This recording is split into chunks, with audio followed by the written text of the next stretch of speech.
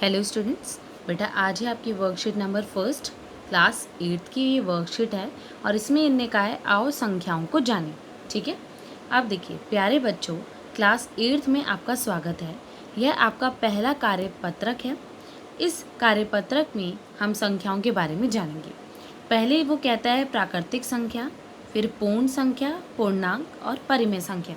इस तरीके से आपको चार्ट दिया हुआ है और ये आपको एक वेन डायग्राम भी दिया हुआ है, वेन आरेख भी दिया हुआ है। अब इसका मतलब क्या है कि किस तरीके से आपका सबसे छोटा प्राकृतिक संख्या, फिर पूर्ण संख्या, पूर्णांक और परिमेय संख्या। तो देखिए वो क्या कहता है, वस्तुओं को गिनने के लिए जिन संख्याओं का प्रयोग करते हैं। मैं साधारण शब्दों में आपको कहूँ कि जो आपके सारे कैसे नंबर होते हैं, धनात्मक संख्याएं होती हैं। कैसी? जैसे 1 है, 2 है, 3 है, 4 है, इवन 100 भी है, 1000 भी है। अगर उसके आगे कोई नेगेटिव साइन नहीं लगा हुआ है और 1 से उसकी स्टार्टिंग हो रही है तो वो आपका किस कैटेगरी में आ जाएगा? प्राकृतिक संख्याओं में आ जाएगा, धनात्मक संख्या। ठीक है, वहीं पूर्ण संख्याएं जब इसके साथ शून्य, ज़ीरो लग जाता है, देखो शून्य को भी जोड़ दिया जाता है इस प्राकृतिक संख्या में, तो वो क्या बन जाता है बेटा? 0, 1, 2, 3, 4 एंड सो ऑन, आपका अनगिनत तक। ठीक है, तो वो जब वो नंबर होते हैं वो क्या कहलाते हैं? आपकी पूर्ण संख्या कहलाती हैं। इसी तरीके से पूर्णांक आते हैं कि जब इस ग्रुप में जो है ऋणात्मक संख्याएं भी आ जाए। ऋणात्मक मतलब नेगेटिव, जैसे -3, -2, -1, 0, 1, 2, 3, मतलब 1, 2, 3 है ही जो प्राकृतिक था, फिर 0 जो कि आपका 0, 1, 2, 3 जो कि एक पूर्ण संख्या है, फिर -3, -2, -1 जो कि आपका क्या है? कुल मिलाकर क्या बन गया है? पूर्णांक, जिसमें आपके पॉजिटिव नंबर्स भी आ गए हैं और नेगेटिव नंबर्स भी आ गए हैं। ठीक है, अब देखिए परिमेय संख्या, सभी संख्याएं जिन्हें हम p/q के रूप में लिख सकते हैं, जिसमें p और q क्या होता है? पूर्णांक होता है। क्या होता है? पूर्णांक होता है। वो क्या होते हैं बेटा आपके? ये देखिए सभी संख्याएं जिन्हें हम p/q के रूप में लिख सकते हैं और जहाँ p और q क्या होता है? पूर्णांक। देखिए ये वाला, ये पूर्णांक स्पेशली क्यों कहा गया है? क्योंकि वो नंबर नेगेटिव भी हो सकता है। ठीक है, और q कभी शून्य नहीं हो सकता। क्यों? क्योंकि अगर बेटा मैं 6 को 2 से भाग करती हूँ तो आपका आता है 3। क्यों? क्योंकि 2 को जब मैंने 3 बार इस तरीके से जमा करके लिखा तो मैं 6 पर आ गई। लेकिन अगर मैं इसी 6 को 0 से, शून्य से भाग करूं तो शून्य को चाहे मैं कितनी ही बार प्लस कर लूं, क्या मैं 6 तक पहुंच पाऊंगी? कभी नहीं। तो इसीलिए वो क्या हो जाता है? अपरिभाषित हो जाता है।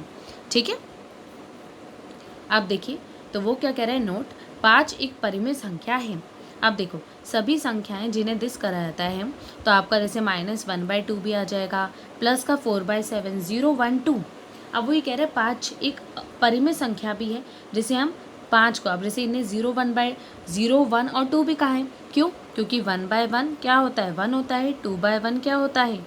आपका 2 होता है, 4/2 क्या होता है? 2 होता है। तो ये सारी की सारी संख्याएं क्या हैं? परिमेय हैं। लेकिन यही अब देखो, अगर 2 अगर सिंपली मैं बात करूँ तो प्राकृतिक संख्या है, लेकिन एक परिमेय संख्या भी है।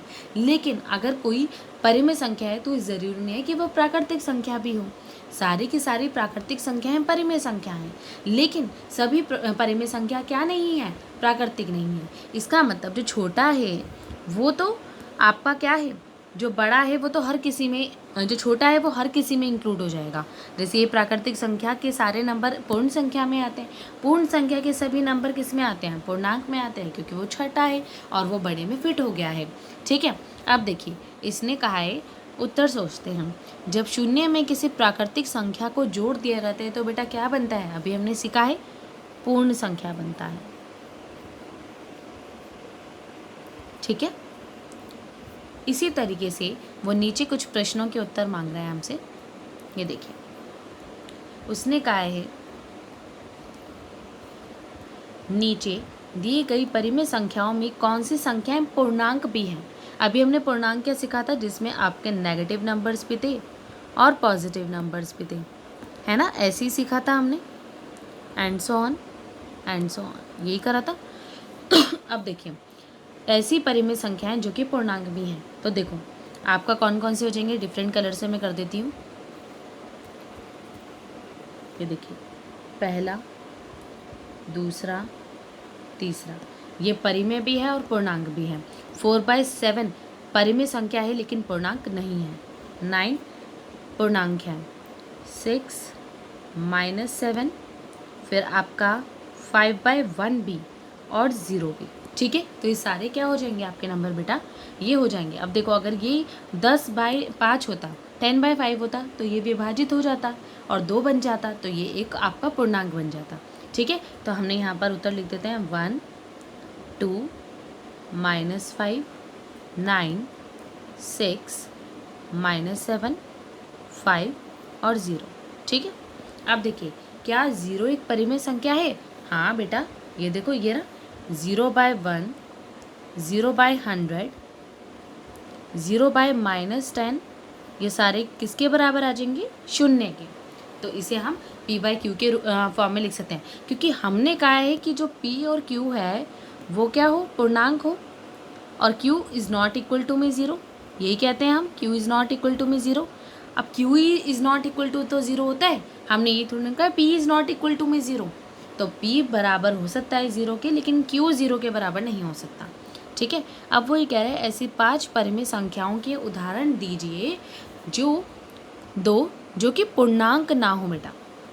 ठीक है, पूर्णांक ना हो, तो इसका मतलब आपका ये वाले पार्ट इस तरीके से ना हो, पूरे सॉल्व किए हुए ना हो। ठीक है, तो हम कर सकते हैं 1/2। ठीक है, 3/2 लिख सकती हूँ मैं, -1/2 लिख सकती हूँ, -4/3 लिख सकती हूँ, आपका -5 लिख सकती हूँ, 5/2। ठीक है, मतलब p/q की फॉर्म में होना चाहिए। तो मैंने आपको ये 5 उदाहरण दे दिए हैं। आई होप आप लोगों को ये वर्कशीट समझ आई होगी।